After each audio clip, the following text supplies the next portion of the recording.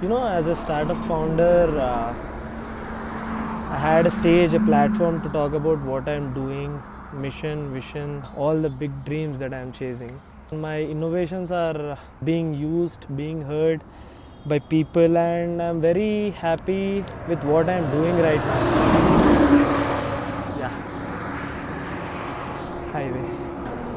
But there is another side to my story that's been quiet for a long time. I had my internet connection when I was 14 or 15, and it completely blew my mind. The endless possibilities, the technology, robotics. I was very fascinated with it. YouTube became my escape, my classroom, my inspiration, and I used to watch Smarter Everyday, Veritasium, Colin Furs, Great Scott, few of the YouTubers. I wanted to be just like them. I want to build tech, share my story, share my projects, inspire, if possible, inspire people the way I got inspired. So, in the grand scheme of life, the idea of starting a YouTube channel always got delayed. But this is me finally doing it, sharing my work, and hopefully sparking a few ideas along the way. I'm not expecting much from this. I just wanted to share my story. So let it be that way. And what can you expect? One thing is, I'll share whatever the projects or whatever the ideas that I have as a startup founder. I will share all the things that are related to startup, the difficulties, the wins, the losses, little bit of my interests. Yeah, traveling. Let's see how it goes. Wish me luck, and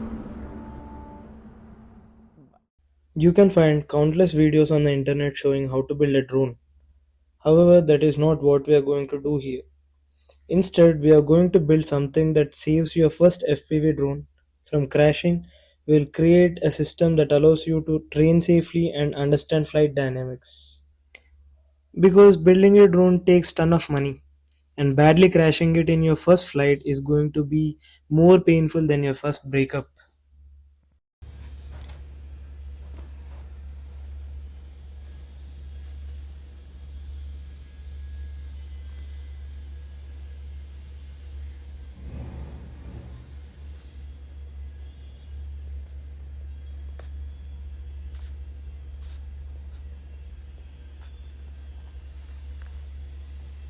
What is a startup? When we hear the word startup, we think of innovation, hustle, or disruption. But the word itself has a surprisingly simple meaning. The inception of the word dates back to mid 16th century, where the word upstart is used to describe an action of starting quickly. It used to describe a person, not a business. The business sense of the word startup came more recently. Forbes published an article on August 15th, 1976, stating the unfashionable business of investing in startups in the electronic data processing field. In the past 3 decades, the word evolved from describing a company that is into electronics or technology into a sector agnostic company that is trying to solve a problem in an unconventional method. Let's build a drone jig. Parts we are going to use would be some linear bearings, 8 mm steel rod of length 35 mm, and if you got a longer one, just cut it for the fun. I stole a granny's crutch and cut a piece of tube out of it. The bearings are going to be placed in the tube so the steel rod would slide freely.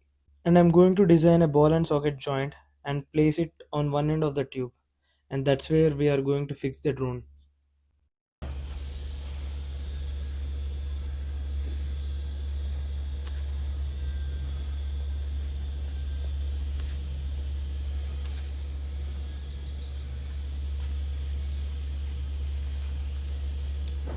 What is the difference between a startup and a business?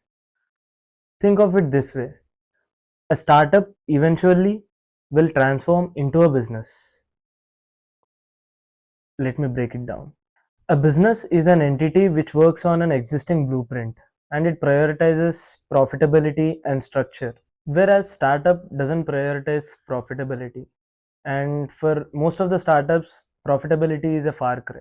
In terms of success metrics, profitability is not even considered the priority. Just look at some of the billion-dollar startups which are considered successful by the majority, like OpenAI, Snapchat, Discord, Ola, Uber, Swiggy. A startup can make profit from day one itself, but that doesn't define it. What defines a startup is innovation, disruption, scaling, and coming up with extremely unconventional solutions and proving that they work.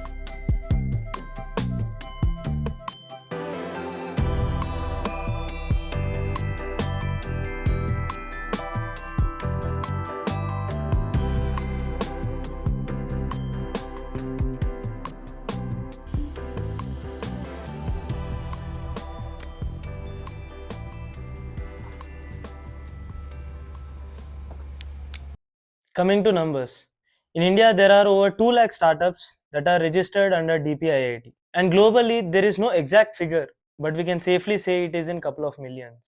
Do 90% of the startups really fail? The short answer is yes. 70% fail between 2 to 5 years. 10% fail within the first year, and only 1 in 12 entrepreneurs ultimately succeed.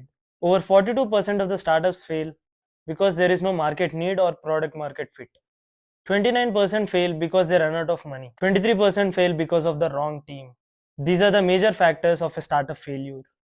I designed and printed this base plate with some internal threads so that I can use the pre-existing threads on the tube to fix it to the base plate. I also inserted the bearings using some 3D printed sleeves, drilled a 3 mm hole into the steel rod, and made a groove at the other end so that the rod would stop at the end of the traveling length. We got a snap ring for the groove, a screw, and the ball and socket joint that we have just assembled. Now let's just assemble all these parts.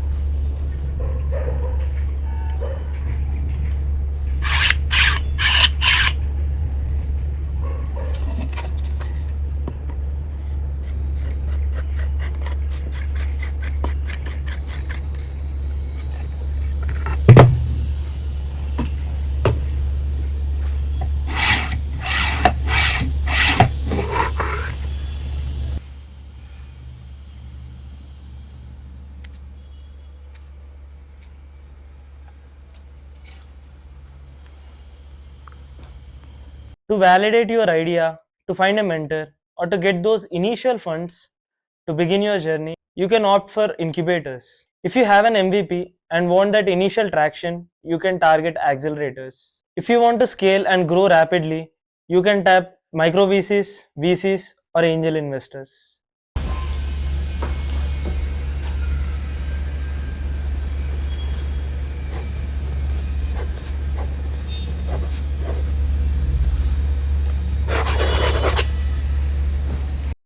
Now, the very important question, why?